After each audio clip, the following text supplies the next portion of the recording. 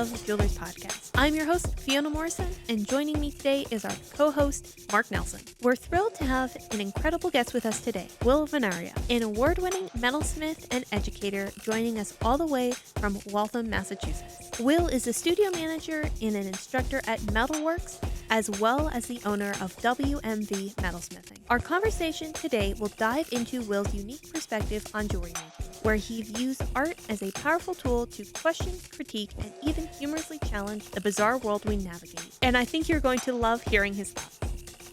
Before we get to our interview with Will, I'd like to talk a little bit about our sponsor for this month, Merard. Polishing compounds? Yes. Oh, yeah. So let's talk, man. Yeah, let's talk. Because these things, the compounds are amazing. Yeah. I mean, I want to cuss right now and just like throw some words out, but they are truly a game changer. Mm-hmm. So I went through the whole training on that and everything.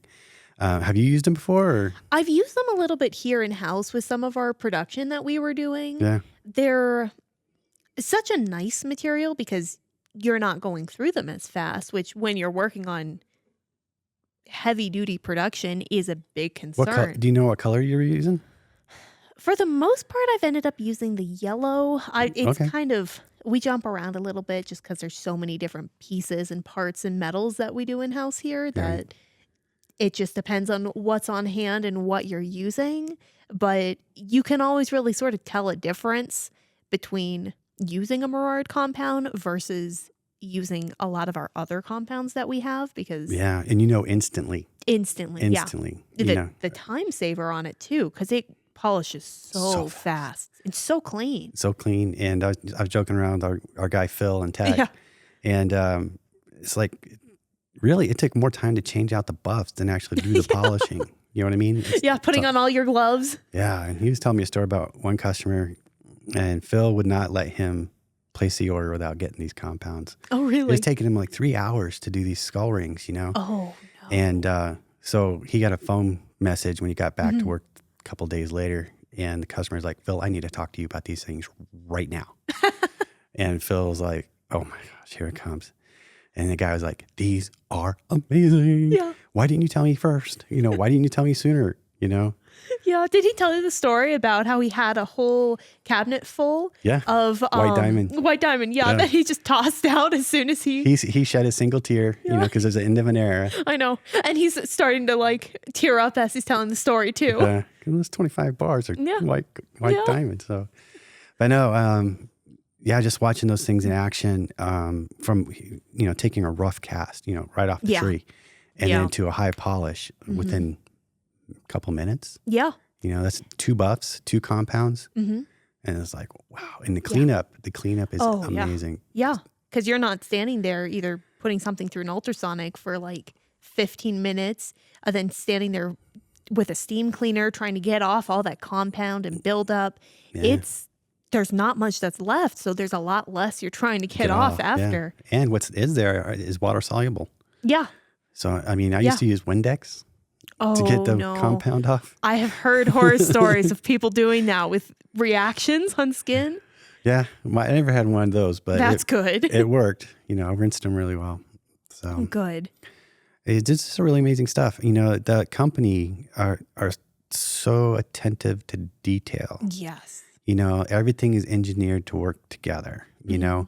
And so that's one of the reasons why they make their own buffs is that. Each of the buffs they make is designed for certain compounds. Yeah. And they manufacture their own cloth, their own buff wheels. They put them together. Mm-hmm. So everything is related, And I did ask Phil, I said, kind of you just use one of my old buffs? And he goes, yeah, certainly. It's just going to work a little bit better with their buffs because they've been mated together. Mm-hmm. So... Yeah, one thing that I would say really is the standout, if I had to describe it in one word, is detail. There's so much thought and effort put into making sure, first of all, the buffs themselves, what's coming along with it, how you're using it, how condensed it is. It's so focused to save as much effort as possible, to keep things as clean and smooth as possible. That's something that's really the main standout of it. And how little of the compound that you use. Yeah. It's a fraction of what I would use for like Red Rouge. When I'm doing Red Rouge, I'm loading up that buff like every couple minutes. Because it breaks down as you're using it into smaller particles. So it just keeps lasting and lasting. You're not using it, it's flying off your wheel and you're replacing it and having to keep layered on there. Yeah. It lasts its entirety of how long it is on that wheel. Well, I think if I ever decide to polish again, which I don't know if I will, I'm definitely getting a kit. The kit is all you need. Really. It's everything, yeah. Unless you're doing some specific things, maybe like with stainless and some other exotic materials. Because I know they work on platinum too.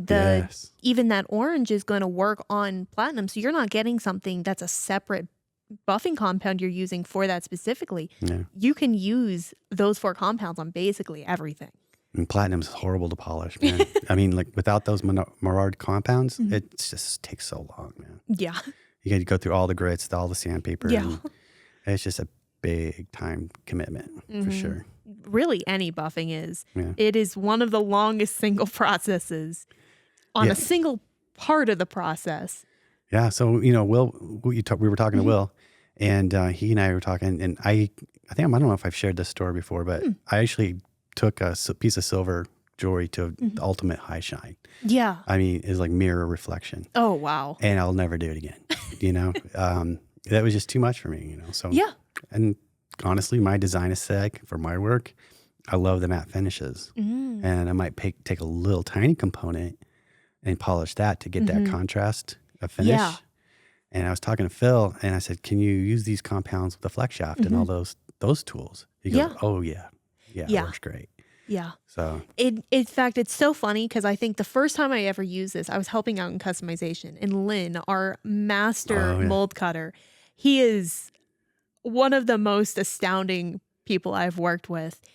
I was there and I was starting to polish, and as you do with silver, I was starting to really like push into it, really trying to get that polish. And he was like, no, just hold it there. Just let it go light. And I was like, oh my God, that was a game changer because one ring, you're pushing it. That's not that much. But if you're doing a whole chunk of items, you start feeling that in your shoulder pretty quickly. Oh, big time. Yeah. You start losing feelings in your fingers, start feeling the vibration. Getting burned. Exactly. Like lifting all the stuff heating up. Yep.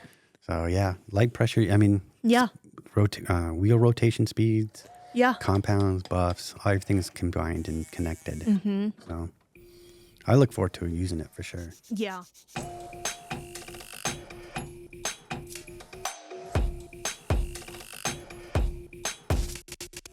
Welcome, and joining us today is Will Vanaria with Metalwerx. Welcome, Will. Hello. Tell us a little bit about yourself. How did you get into jewelry making and teaching? So I got into jewelry making because I went to a vocational high school, and one of my teachers there, Sarah Doremus, was actually a person who was also connected to Metalwerx, the School of Jewelry, and she was teaching a class on jewelry making. And back then I was like in auto body, so I was learning how to do welding and stuff like that. So I liked jewelry a lot more because it's more manageable. One thing I've constantly found out about myself is that if I have a large project, as in that one that's like physically large, I will hyper focus on like one detail of it and then never get it done. Whereas jewelry, I still do the same thing, but it's more manageable. But point is, I took a class with her, and then I ended up going to mass art, and then that is what set me down this horrible dark path. Well, you chose the right industry since most of jewelry making is hyperfixating on one thing that you're making. Yeah. Oh, yeah. That's awesome, man. Little story about myself. How I got started is I went to Northern Arizona University as an undergrad, and I was going to be a high school teacher, right? And I was focused on illustration, and my scholarship was I was a studio tech for the jewelry department. And so I spent like 2 years as a studio tech, and I think that's the job that you do, right? Yeah, I'm the studio manager at the Metalwerx School of Jewelry right now. Right, the things that you learn doing that job, oh my God. Yeah. Right, you fix everything, you're teaching, I mean, from the get-go.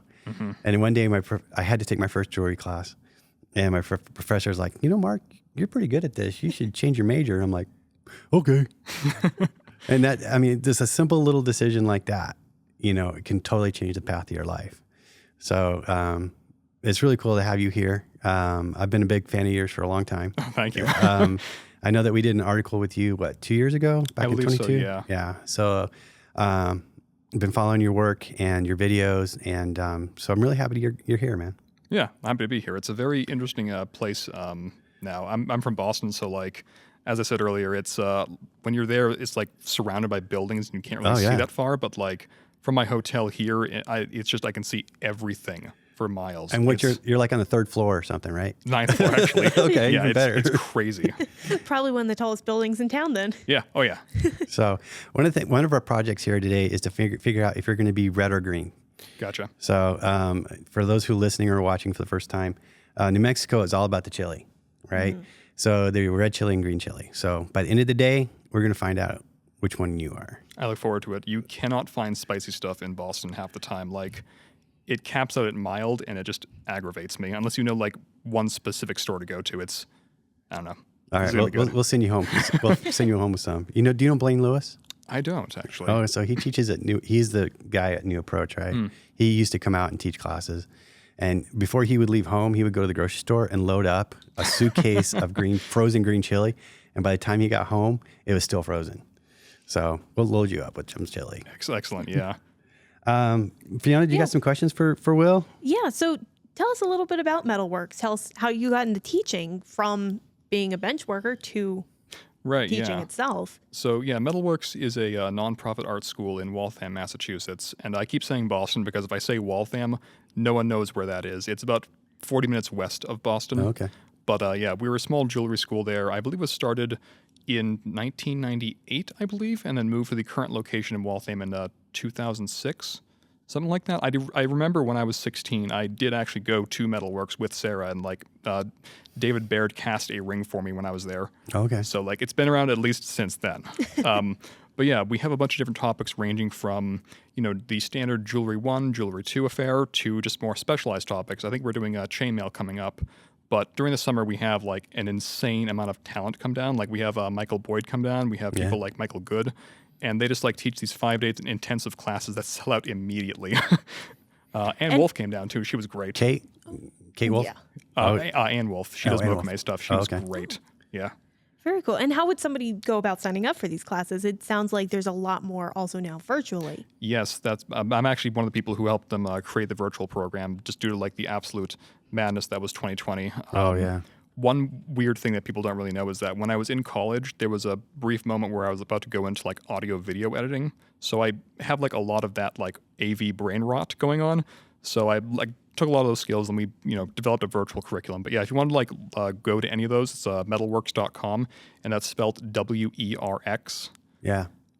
Yeah. I actually signed up for a class with Matthew Chimney. Yeah. Oh, Chaminade. Yeah, he's great. I did a stamp class with him online. Oh, yeah. The quality was amazing. And, I've been working with Metalwerx since its inception. I think Karen Christensen. Yeah, yep. Started it. And, I've been there since day one. And the amount of online content and the quality of it is amazing. Oh, yeah. I literally sat in my garage with my tools and did the class, with Matthew. And it was amazing. And I'm always shopping for classes. I got to take one torch enameling here pretty soon because I got to get that into my classes. So yeah, definitely check out metalwerx.com and the amount of classes you guys offer is amazing. It's a lot, yeah. But to your point, your question earlier about how I got like into teaching, I went to undergrad at MassArt and I thought that I wanted to be a bench jeweler. Yeah. Then I did that, and I realized, oh my goodness, I do not want this. Yeah, it's tough, man. I ended up going to grad school at UMass Dartmouth, that's in New Bedford, and I did like a soft minor in teaching, just because like I enjoy like spreading this this trade out to people. And after graduating, I had a full-time job as a polisher, but then I moonlit as a teacher at Metalwerx until 2022, I believe, until they hired me on full-time. Okay. Yeah. You said you did bench jewelry for a while? Oh, yes. Yeah, through various different companies in Massachusetts. And I did that too for definitely a couple of years. And, the whole month of December, I worked like 24 days straight. Oh, yeah. One place referred to that, had like 2 time stamps. They were like AC and BC, before Christmas and after Christmas. Right. So you did a lot of different jobs. One of them was polishing. Yes. And you were telling me earlier before we even got started on this that you had a lot of great tips for that. Yes. Give us some, man. Because polishing for me is the worst. I would say polishing is 90% like preparing it. Like if you have a piece and you didn't sand it correctly prior to that, it's going to end up looking terrible when you put the cutting compound and the finishing compound on. Whenever I teach like that class for like the Jewelry 1 class, oftentimes that's like the number one thing that students have trouble with is that they will sand it, they will miss like a scratch somewhere, and then they're like it just gets accentuated. The mirror finish is just a very difficult thing to pull off right because you will see every single micro flaw in the entire piece. Every time, man. Every single time. But as far as tips go, where do I start? You were talking about compounds earlier. Oh, yes, compounds. Yeah. So, oh, goodness. I'm just thinking that one job I worked for a while, they were a manufacturer that did flutes, as in like the musical instrument. Oh, yeah. Because for some reason, there are like 5 or 6 different companies in Massachusetts that do that. Like they just manufacture them on site. I won't name which one it is. But while I was there, so first we did the traditional like Tripoli and Rouge. Right. And one of the things that they did that helped a lot, but seems kind of dangerous, is they dipped it in kerosene. Like they would dip the compound in kerosene and then put it on the wheel. And that made it just work better. Okay. Although I'm told that is not terribly safe because apparently at one point in the 1980s, they had this like ventilation system. Like all the buffing machines are hooked up to this one vent.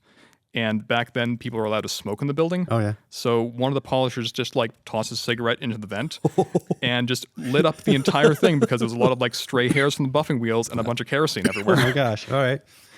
That's crazy. Is there a particular compound that you liked? So I will say I hate Tripoli and Rouge. Right. Mainly because Rouge is the dustiest, most horrible thing on the planet. And it sticks to everything. It sticks to everything. Like when I was at that company, the room that I was in was just a dedicated polishing room. And it looked like the surface of Mars. Like every single day I would come home and like have to shower off, and it looked like that one scene in Psycho where the blood goes down the drain. It was not great. But guys, right now the compound I like a lot is Luxor, Luxor, made by Merard. They're a French company. Yeah, right. And I just like the fact that you can get a pretty comparable finish. I think objectively speaking, Tripoli and Rouge may still give a better finish if you're like really like looking at it like under a microscope or something. Right. But the stuff is like so much less hassle and it works. And you don't need as much. You don't need as much. That's the other thing. Yeah. Yeah, it's a much denser build of the compound itself. On that, mentioning that you've worked with flute making and then also in the jewelry, are there tips and tricks that you've run into working on considerably larger pieces as opposed to smaller pieces? Because I've definitely say that polishing something that's a larger surface is a much more in-depth process of figuring out that correct balance of high shine and not being there for 20, 40, 50 hours. Yeah, it's a Herculean task. And like the hard thing about doing like larger stuff is if you have any like inconsistency on the surface, you'll notice it. Like for instance, if you have a long straight bar and you have like a dent anywhere from like say a errant polishing wheel or something, that dent becomes super noticeable when you shift it back and forth in the light. So as far as tips and tricks go on like larger stuff, I don't know. Or just the difference of it, because obviously you've had that experience, which is something that not everybody I've seen has tried. Yeah. And so sometimes that's an intimidating thing of saying, hey, it's one thing to polish a ring. It's another thing when you're getting up to something that might be a cuff, a pendant, a bigger thing than that. Yeah. So that's, if you have any tips on that. I do actually for like, specifically for like cylindrical objects like flutes. The first thing is that wheels like those like silicone wheels are your enemy because they will like create waves and ripples. When I worked at that flute place, the way that we would actually start polishing things is we would actually use a hand file for like a very like large majority of it because it would give you a nice flat even plane. And we went up to like a number 8 cut on the file, which we had to like special order from a company to get that. And that worked really well because that would make sure that it stays straight, it stays flat, it doesn't like have any ripples or curves. And then from there, we would then, go to Tripoli, then Rouge. And yeah, it's very difficult. I will say that. Like the hardest part about like larger stuff is it catching on the buffing wheel. Yeah. Because when you get to that scale, you need to use a much larger wheel, which is like a recipe for like problems to happen. I have God. I have a picture somewhere. We probably can't show it, but it's a picture of a solid gold flute that's been like junked because it's like and like crushed down the middle. And that came from somebody when they were polishing on the buffing wheel, because these things are like large these are 1 horsepower buffing wheels. And you'd like it to stand up and like, do the buffing on them. And if you've ever seen a flute body, before they're all put together, before they're strung, they have this like these little stuff sticking out of them, like little holes for like all the little parts.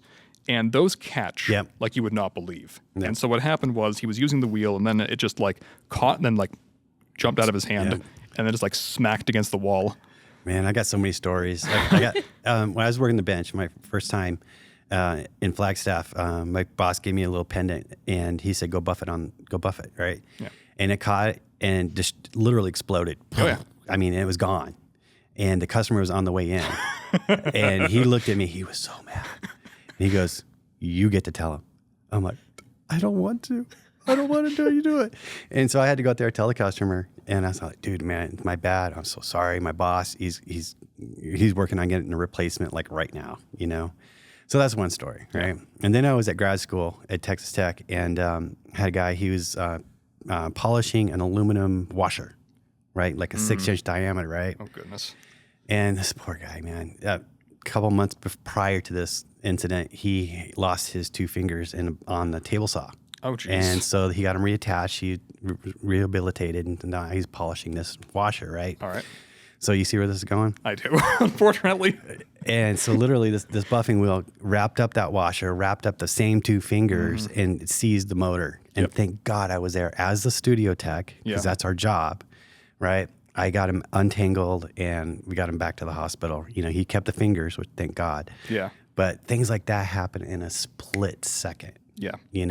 And you have to be so focused in. And when I teach class, we go through all the safety stuff, and I point out the flex shaft. And I'm like, guys, we have explosive gases in here.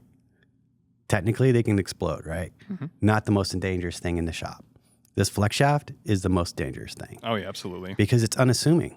You get to there and you're doing your little polishing, or you're doing, and you're just not paying attention, and things happen super fast. Yeah. So yeah, polishing. I think you're right. I mean, files and sandpaper are the most important preliminary things. Yeah. Also, like work holding specifically. That's another like big part of it. Speaking of like smaller stuff, one of the places I worked, the way that we would polish like small pendants, like small little like charms, like this big or so, is excuse me, we would take a piece of leather and then hold it like such, and then get a paper clip and like hook it into the charm and like hold it against the leather against the buffing wheel, because it's just a lot safer that way, and you also avoid like sanding your fingers off. Yeah. But yeah, holding onto the piece a specific way is important. Also, just like the speed of the wheel, and like, I think a mistake that a lot of people make is they think more horsepower equal more better. Yeah. Whereas, like, I think a lower horsepower machine does a better job. Okay. Just because it doesn't like have like a half horse. Like a half horse, yeah. Like one I have at my house, the buffing machine I have is like a half horsepower, and it's perfectly fine. Yeah. Yeah. It's all about angle and pressure. Yes. You don't need to dig into it. Yeah. And even that changes depending on the type of metal you're working with. Oh, yeah. So gold versus silver, you're working it very differently with that pressure. And platinum. Oh, yeah. I will say sterling silver is probably the most miserable metal to polish 100%. in my personal experience. Because, I did that one time. Yeah. It's like, I'm going to do a project, and I'm going to get the mirror finish on the sterling silver, right? Just to say I could do it. And I did it. And I've never done it again. Because the minute you get it, it goes away. Yep. The silver starts tarnishing, or a little wisp of dust, sits on the surface and scratches it. Yep. Yeah. Oh, yeah. When I worked at that place that did flutes, a lot of them were sterling silver. Their quote unquote budget line was a flute that cost around $6,000 that was all sterling. And yeah, the moment that you like put the mirror finish on it, you have to wear gloves to handle it. You have to like use a steam cleaner to clean it.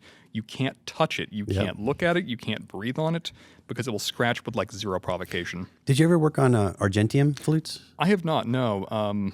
No, this place was like very traditional and old school. But I will say, actually, that does remind me of one thing that speaking of like tips, one thing that has happened a lot that I've noticed is if you're using a buffing wheel, you'll end up with these like little pock marks all over the piece. And if those aren't porosity, sometimes what's happening is that the buffing wheel has been loaded up with so much compound that's like slapping into the piece and like digging out little bits of it. Okay. And you have to like basically run the wheel and like, cut off those stray hairs on the buffing wheel. Although it does remind me of a, so the guy I worked with at that flute place, he was like from Russia, like Soviet Union era jeweler. Oh, okay. Very serious man. Yeah. And when you did something that he didn't like, he would just like, look at you and say, "This I do not like," like that kind of stuff. Like, so very, very serious. Right. But at one point, someone like saw those like little marks, and he said they looked kind of crappy. And from then on, he referred to them as "quote unquote" the crappies, and I could not stop laughing because it's the silliest thing to hear him say that. Right, in such a serious tone. Yeah, Right. yeah. Those are really cool tips. Yeah. I want to talk a little bit more about you. Yeah. Oh, yeah. Because you're like the star, right? Yeah. What inspires you in your work? When I looked at your website and your YouTube and your Instagram. By the way, let's take a little minute and why don't you give us your website? Oh, yes. And all those contacts for you. Go ahead. So my handles on social media are all the same. It's WMV as in Victor, metalsmithing. And my website is wmvmetalsmithing.com. You can also go to wmv.jewelry. Okay. Apparently that domain name wasn't taken, so I grabbed it. Okay. There's a lot of fun top-level domains that are open right now. And that's the same for Instagram too, right? Yes, Instagram, all that stuff is the exact same. Okay, cool. Yeah. So I was on all your platforms and looking at your work, and I'd like to call you a brother from another mother because you and I have really a lot of the same kind of like design sense. Oh, yeah. Very precision, very technical, but a little bit whimsical. Oh, yeah. So I'd like to understand, what kind of drives you to make a project, and let's just start there. Sure, yeah. As silly as it might sound, I get a stupid idea that makes me laugh, and I'll start like trying to like work on it and make it work. An example of one of these that didn't quite work out recently was I was for whatever reason I thought about making a 6-sided dice with all 1 pips on them, so like no matter what you rolled, it was a 1. Right. But then I was like, wait, what if I made it so that no matter what you rolled, it's always the same specific 1? So I started like figuring out how to weight it so it would always do that. It didn't really work out because it turns out weighted dice like rolled, this doesn't really matter. Right. But like that's the kind of thing that I'll do, like just trying to figure out something like whimsical and fun and figure out how to bring that into our reality. Right. And you work with a lot of alternative materials, Yes. especially for setting them, which is a really kind of interesting thing to see when you're not necessarily just working with gemstones, but working with other mediums. What sort of drives you? I know you mentioned you have background with more like welding, larger projects on that sort of things as well. But what really drives you to being interested in working with those alternative materials? Is it just the possibilities? Obviously playing around a little bit to see what it'll do? Yeah, so that's interesting. So going back, like I said, the person who got me into jewelry was Sarah Doremus, and she was good friends with Fred Wool.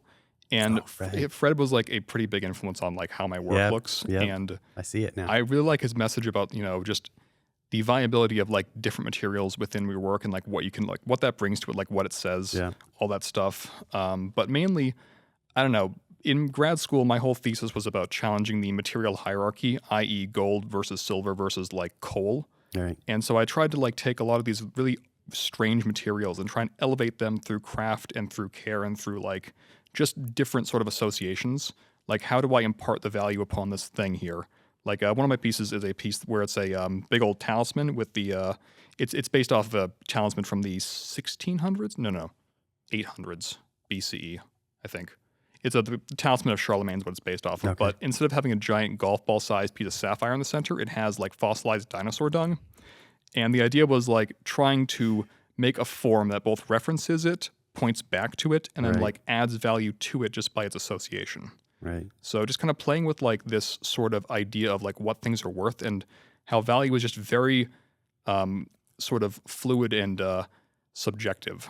But also just like a lot of stuff interests me. Like I think it's very fun to make things out of Bakelite. I think it's very fun to like work with especially things that are like accretion based, like a Fordite or Damascus. I love that kind of stuff. Yeah. But yeah. Yeah. And also just like the associations of these different materials with what they do and like what they, bring to that piece. For instance, one of my favorite pieces from Fred Wool is Come Alive, You're the Pepsi Generation, which is like a brooch that has a bunch of little bullet casings hanging off it. Okay. I'm trying to picture his work. I got to meet him. Oh. It's like a major moment for me. I was at Haystack. And I actually bought one of his little pieces that he sells for as a fundraiser there. So really inspirational man for sure. Absolutely, yeah. I noticed that there was kind of a weird thing is like a dumpster. The 2020 dumpster fire. Yeah, what's that about, man? So the term dumpster fire generally refers to like a situation that is really awful. Right. So I thought it would be fun to make one for 2020 because of how much of a dumpster fire that was. That's a great way to put it. Yeah, and I'm definitely on some kind of list because when I was making the when I was taking pictures of that. I tried to like light it on fire on the inside, so it had like this really nice plume of smoke and like fire coming out of it.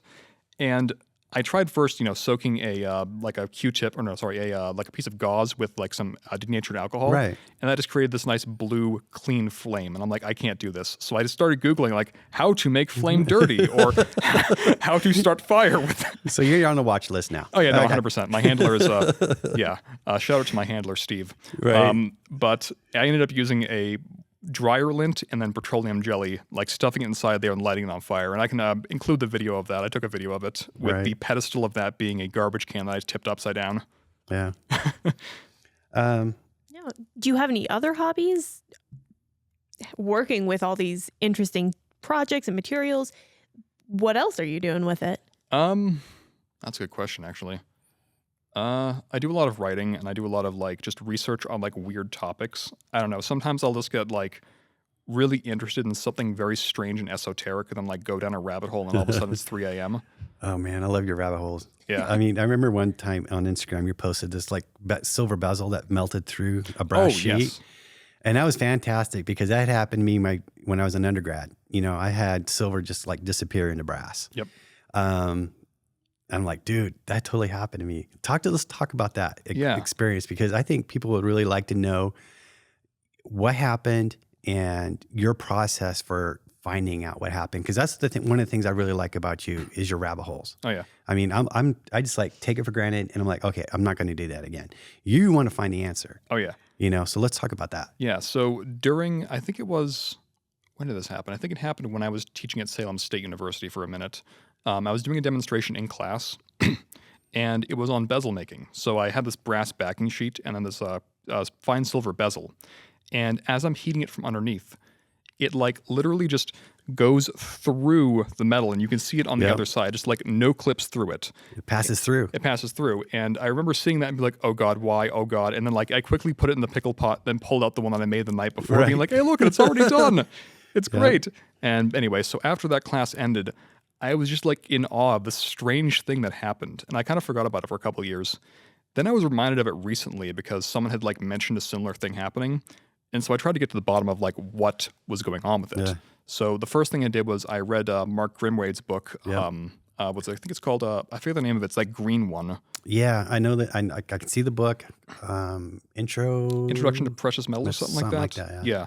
And so I was reading about like how the fine silver interacts with this stuff.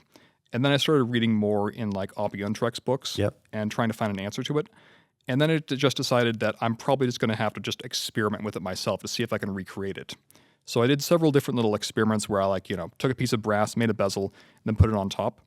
And so the first one I did, which was just like, brass and bezel, it kind of worked, but not really. Yeah. To make a very long story short, what I found out was that the solder is definitely playing a role here. Yeah. And what I think is happening based off of like all the stuff that I've seen is that the solder is like at that point lowering the melting point of that brass in that one specific area and then making it pass through. It's very bizarre stuff. Like cartridge brass and like silver do weird things together. Yeah, it's super weird. And I've noticed it really is problematic with the hard solder. Yes. Because you're hitting that temperature, that really special temperature where everything goes weird. So, yeah. And people, if you're interested in this topic, you can see it on Will's Instagram. Yep. There's a couple of different posts where, he initiates the issue and then kind of try and solves it. Really, he comes up with what happens. So. Oh yeah, absolutely. Yeah. Those are my favorites. Excuse me. Where do you see yourself in 20 years, man? I have no idea. That's a very good Down question. another rabbit hole? Probably down another rabbit hole. I try not to think about that far ahead. I'm currently 34, and I try not to think about what that's going to be like. It changes daily, dude. I'm turning 56 in 2 days. Oh, yeah. Yeah. So, yeah, it's crazy, man. You just hang on for the ride, man. Yeah. We're going to talk about anything that you want to talk about, any kind of topics that you want to bring up. Let's see. Maybe some of your most interesting pieces you've worked on recently, or interesting projects. I could talk about one of my favorite pieces I've ever made. Yes, let's do that. That does actually, culminate in that. So there's a museum in Maine called the Maine, I always flip the two. It's either Gem and Mineral or Mineral and Gem Museum. They're in Bethel, Maine. They have the largest collection of meteorites like on the planet. They're great. If you are in that area, you definitely should go visit because they just have like this immense collection of like all kinds of gems that you could possibly imagine, like all the history behind them. But they had contacted me a while back, and I made them a necklace where it's a it has a piece of meteorite in the center of it, and then the chain is like a bunch of different constellations. But what I love about that design is like that was one that I came up with, and I can't believe I figured that out. Like I came up with that design when I was like 26, and then like put in a sketchbook, and then never really did anything with it. Right. And so. Yeah, so the constellations on that piece, each one of them has a piece of a palisite meteorite inside of it, which is basically sometimes meteorites can form with little pockets of olivine inside of it. Yeah, I have one. Oh, yeah, they're great. Yeah. And so they're all cut and faceted like gemstones. And each little like star that's on each constellation is based off of the magnitude of that star, as in like how bright that star is in the sky. So brighter star means bigger stone. Okay. So basically going through all these documents and then figuring out like, okay, what's the magnitude of this star, this one, and this one, and then like making a coherent diagram and figuring out how to like scale them and size them. And then also like how to position them on the neck so that way they form that like triangle that you see in the sky. So that was really fun. And then the actual necklace itself is based off of like sci-fi elements from like the 1970s and 80s, like that kind of like really, retro futuristic look. Right. Also based off of like different modules from NASA. So that was probably one of my favorite things I've ever made. And recently I was asked to remake it, so I did. And I love that piece. I'll definitely email you with the high-res pictures of that one. Okay. I'd love to see that. Yeah. And I can't really talk more about the meteorite in the center. They've asked me to not talk about that one too much. Okay. Well, let's talk about the olivine then. Have you ever messed around with the heating properties? Because olivine, or what's more commonly known in the jewelry trade as peridot, is a stone that in certain instances you can actually bring a torch to. You can bring heat to it, and it won't necessarily crack or discolor, especially when it has a more meteor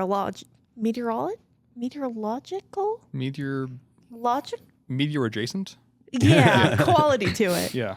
So have you ever messed around with that at all? I have not, but I know that like the olivines you get from those meteorites, you have to treat with kid gloves. Like you can't treat them like earth peridots because they're pretty fragile because they have a lot of like inclusions and stuff in them because it turns out the vacuum of space isn't a great place to like form a gemstone. Who knew?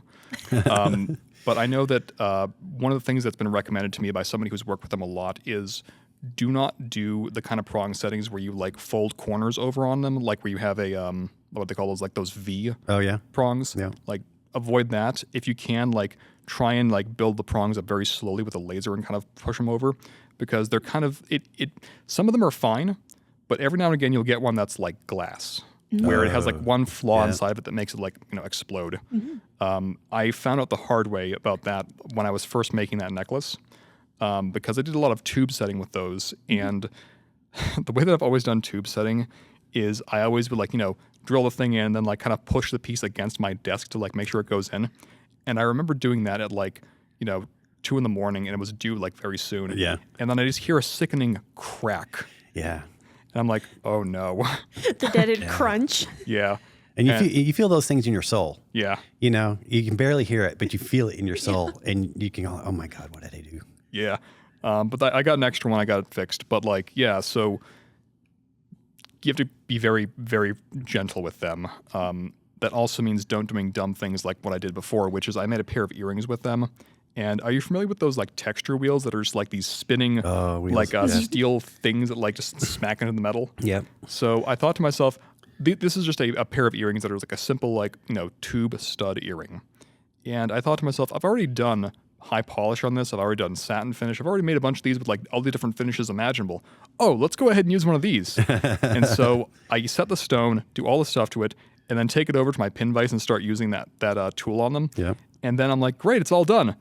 Wait a minute, that stone looks weird now. I look at it under the loop and like half of it's been like chunked out. Yeah. I guess like one of the steel things slapped into it. And I was like, oh yeah, I'm an idiot. I should have done that. Those are amazing tools. They give it a very particular finish that you just cannot duplicate any other way. Oh yeah. But they are wicked, and they're wicked to use. And it's like kind of hold on to your britches, man, because it's going to be a ride, But they're a beautiful finish. Oh yeah. So I didn't think I would like them as much as I do, but they've become like a very big part of my my like practice as of late. Yeah. Excuse me. Yeah. Cool. So I have a question actually from one of your followers. Oh, no. This is Mark Nelson 5121. I don't know who that is, but he has a question for you. On your Instagram, you say you've been exiled from TikTok. Is there a story behind that? Yes, there is. Self-exilization? No. Okay. So, God, where do I even begin with this? So on December 1st of 2023, my account was permanently suspended, and they didn't just ban my account. They also banned my phone. So my phone at that time could not make a new account and could not use the website. And they went so far as to IP ban my computer. So when I tried to like log on, and I, to this day, do not know. The message just said, you have violated our community guidelines. That's it. Whenever I tried to like message them about that, I would get this canned response that basically just says, yes, we have, you've been banned for this. So I've spent the past year trying to figure out like what is going on. And from what I can tell, their approach to moderation is similar to someone going to a crowded bank and firing a blunderbuss into it on the off chance that some of the shrapnel may stop a robbery that could be happening. Oh, geez. I think, and from what I've also noticed, a lot of people who were like on there doing the kind of stuff that I did also met with the same fate. Oh. And I think it's them like over moderating, and a lot of it's automated. If you like have this happen to you, that's it, you're screwed. Because if you try and message their support team, you'll get a bot that just auto responds to you and says, yes, that's right, we did this. Yeah. So it's like a bot that canceled you. Yep, and then a bot that responds to it. Responds to you. Well, that's what happens when you Google how to make dirty smoke. That's how that's what happens. That's hey.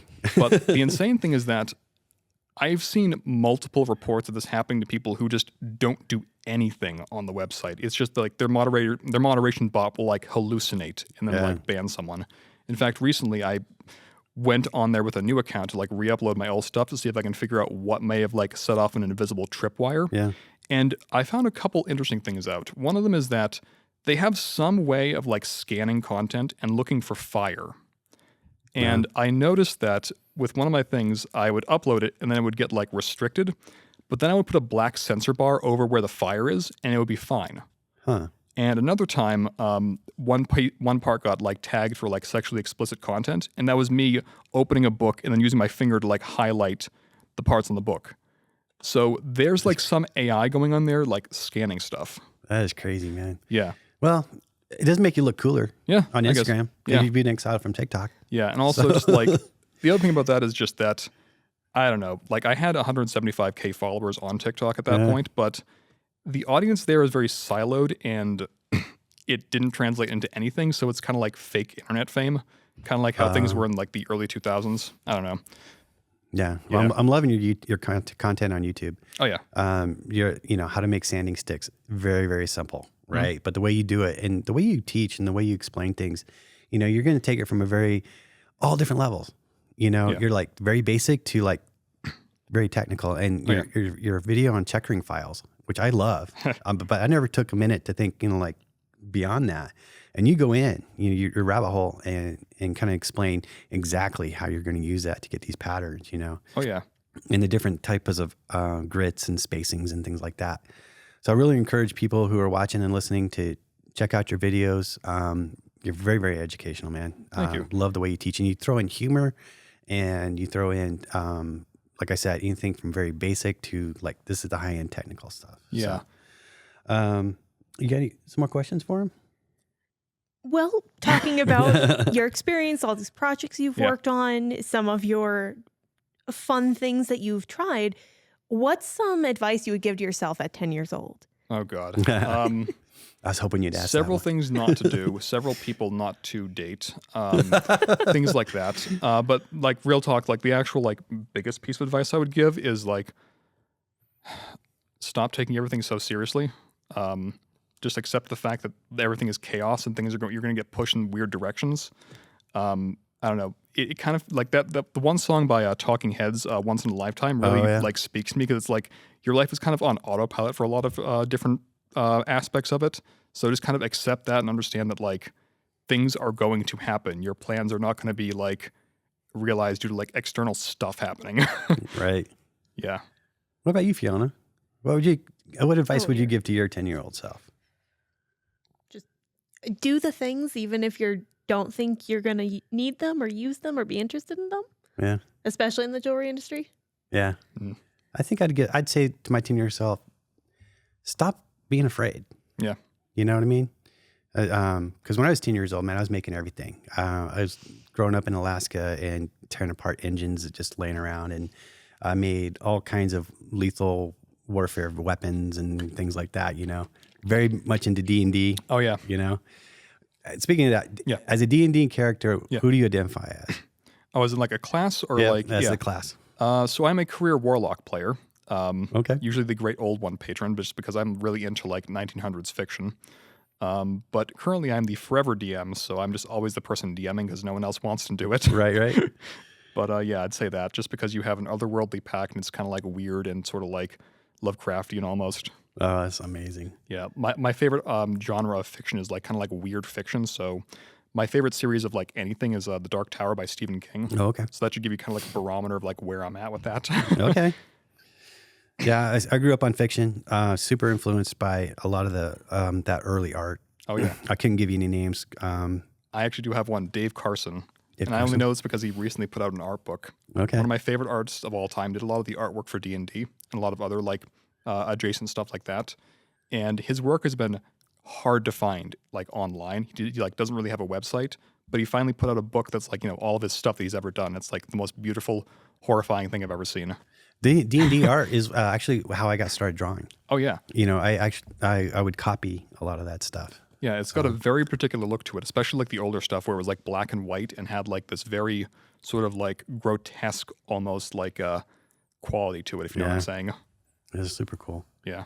That's all the questions I have. Do you got anything else, Fiona? Or No, I think we're all good. You okay? Unless Will, you got something else you want to chime in on? Or Probably nothing that corporate will let me say. All right. So definitely, you know, listeners and watchers, definitely check out Will's social media and his platforms. His work is amazing. Definitely take a class. You can find him teaching at metalwerx.com, either in person or online. Yep. And you are going to learn stuff. Yes, you're going to learn things you never thought you wanted to learn. Yeah. And you will like it. And you will like it. Well, thank you, Will, man, so much for coming out and flying out here to Albuquerque to join us. Oh, yeah. And we really hope to get you back out here sometime soon. Absolutely, yeah. And hope that you have a great time here and you have a safe flight home, man. Oh, yeah, me too. Thank you, dude. Yeah.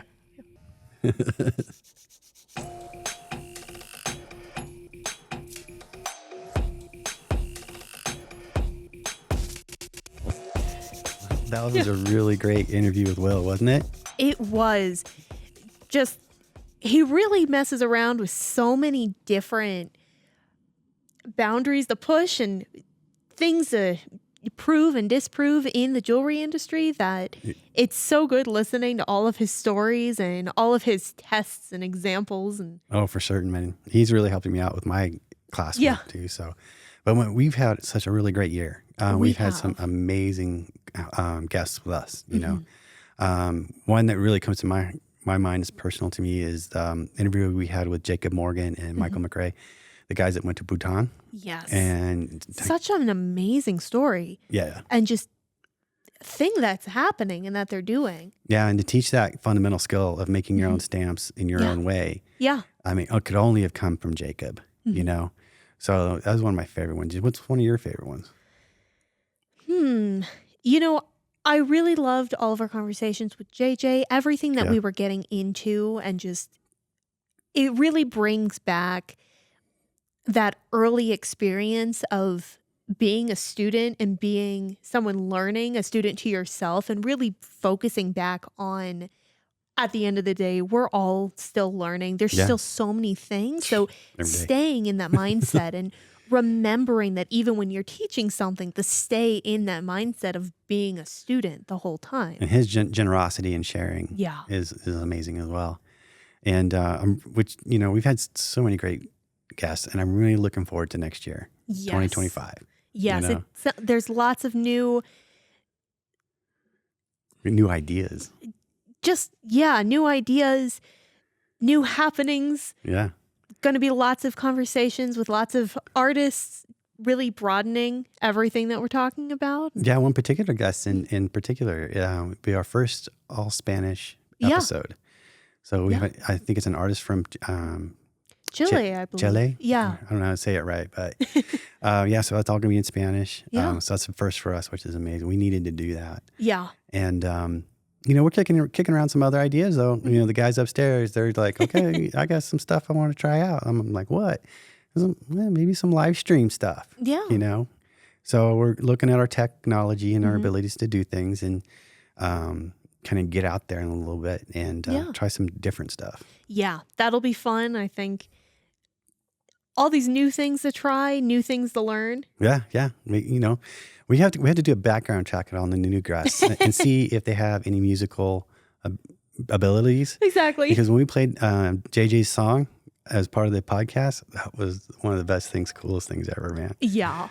So let's. I'm looking forward to 2025, man. Yeah.